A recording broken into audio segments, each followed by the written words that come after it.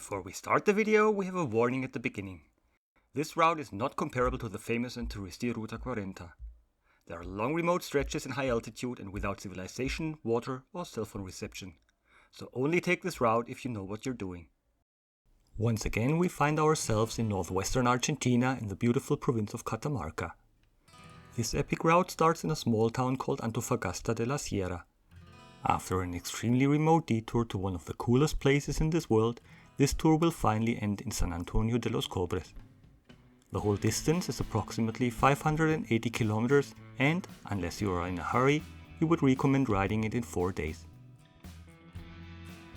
Antofagasta is a dusty peaceful village with a population of only around 650 people. There are a few small grocery shops, a freshwater source and a petrol station, just enough to prepare for an adventure riding trip in the Argentinian Altiplano. If you have time, you can also climb the summit of the Antofagasta volcano a bit south of the village, which is definitely worth a visit.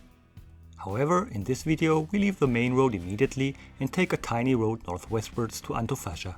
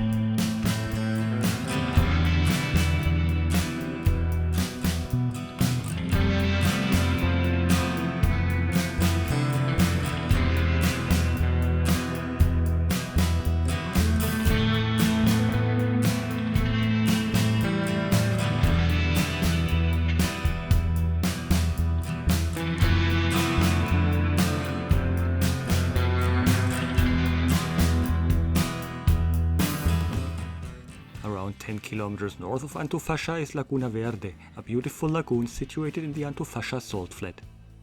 If you're lucky, it can have a mystical turquoise color and looks absolutely fantastic, especially in the late afternoon. Unfortunately, the color was more grayish this time, but here you can see a photo from the previous year.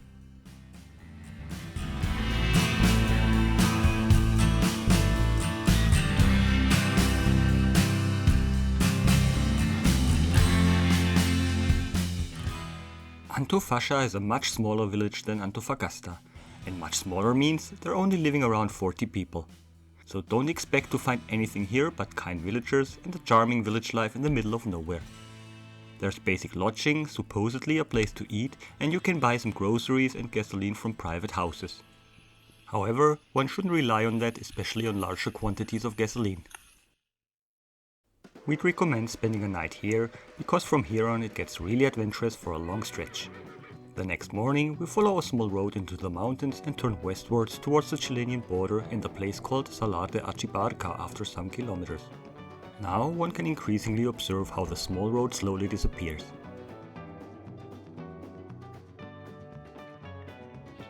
Going this way, here, directly to Mina Julia.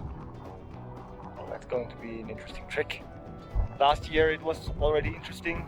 We hope it's still interesting. They did make a good route out of it, but I don't think so.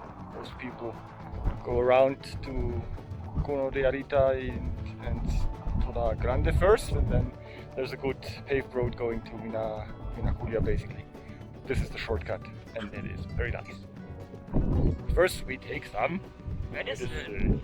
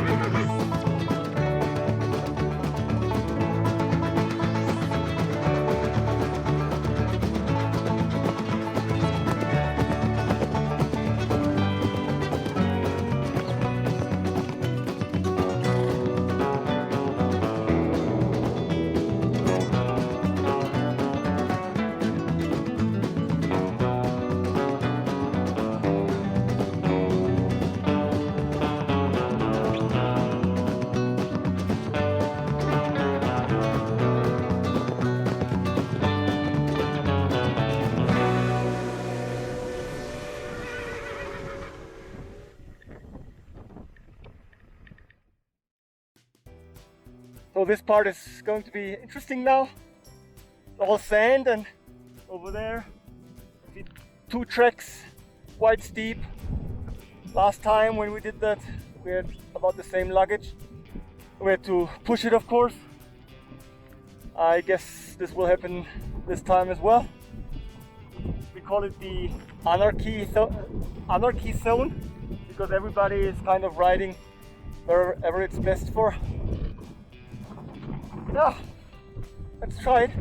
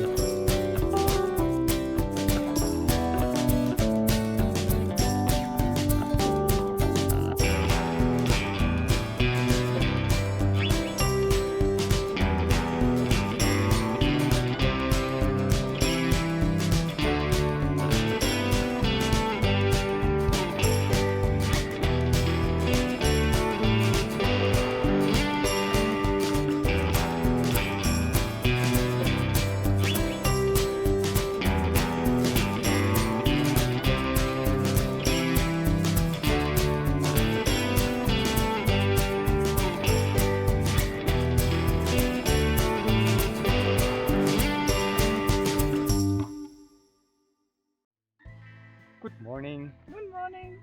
We are at a very special place deep in the Argentinian mountains, in the middle of nowhere, at around 4,000 meter altitude, close to the Chilean border. This place is called Mina la Casualidad, and it's an abundant sulfur mine city. We are standing in front of the church Where we slept. Because this is the most intact building of the whole city. Most of the buildings here have no roof anymore, and what you definitely need here, you need a lot of wind protection, because every afternoon, late afternoon, there will be strong wind, and well, this is the Our best home. wind protected building. So let's go inside quickly. It's quite clean, what you can't say of the other buildings, because there's lots of rubbish in there. And here's actually quite nice, and it was completely wind protected, so we didn't need a tent. Down there is basically the only green spot in the whole area here. It's a desert, so it's no wonder. And this must have been the freshwater source of the city, and I guess they pumped the water up to this place and supplied the whole city with water. The water is still consumable. We filtered it. It tastes a little bit sulfuric, but it's actually fine. And it looks interesting because only there you can find some grass and some green. And filtering water. Last year it was not that brown. This year it's a little bit ugly. But last year that alpaca was lying as well. So last year we filtered it too. But Miriam drinks 2 liters an hour, so she needs a lot of water. I need a And lot. my water is used for toothbrushing, dishwashing, everything. So I have Clean. half a liter a day, and Miriam has 2 liters an hour. Over there, you cannot only see Miriam, you can also see the old sulfur refinery. And the refinery sulfur buildings. mountain, the yellow And one. basically everything is yellow as well because of the sulfur. And over there, on that mountain, you can probably see that trace over there. This is where the lift went to the upper part of the mine. The upper part is called Mina Julia, and the trace comes from the sulfur that dropped down from the lift. So it's a yellow trace going all the way up to Mina Julia, that is situated on 5,250 meters or something. Yeah, I think so. Yeah, that's where we go next.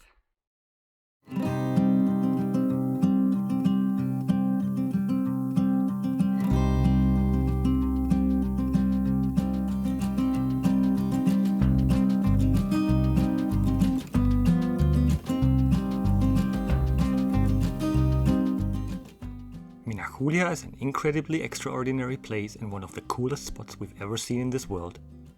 This abandoned mine is next to a huge, brightly yellow mountain made of pure sulfur and located at an unbelievable altitude of 5,225 meters. That's higher than any mountain in Europe, and you can reach it by motorcycle. The view is breathtaking and there's not a single soul around. It's truly indescribable unless you've seen this place yourself. However, it is uncomfortable to stay here for a long time as there is always a very strong cold wind blowing. From Mina la Casualidad is some kind of tarmac road going north towards the huge Arizaro salt flat and more or less back to civilization. We're taking another off-road shortcut to Cono de Arita though.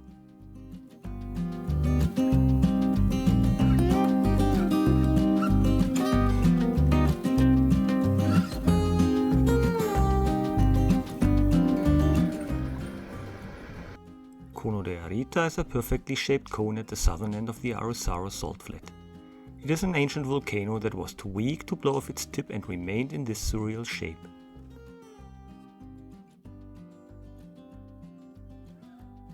From here on, it's another 70 kilometers crossing one of the world's biggest salt flats to reach the first civilization in Tolar Grande after 2 full days of riding.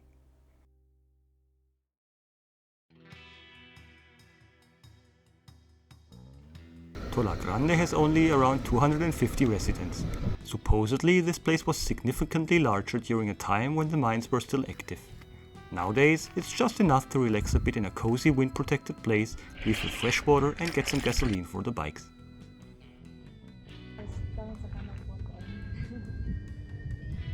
The next morning we ride to San Antonio de los Cobres. It is around 200 kilometers of easy but extremely dusty dirt road.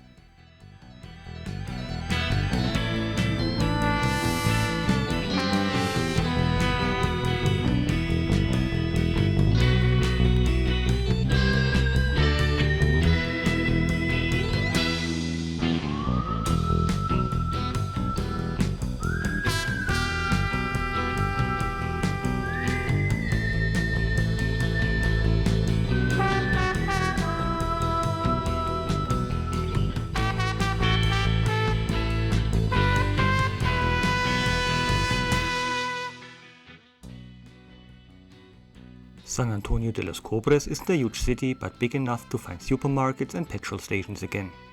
In case you want to have more fun, this is where the most adventurous part of the entire Ruta 40 goes towards north. This section is often skipped or avoided for that reason. However, San Antonio de los Cobres is the final destination of this epic ride route and also the end of this video.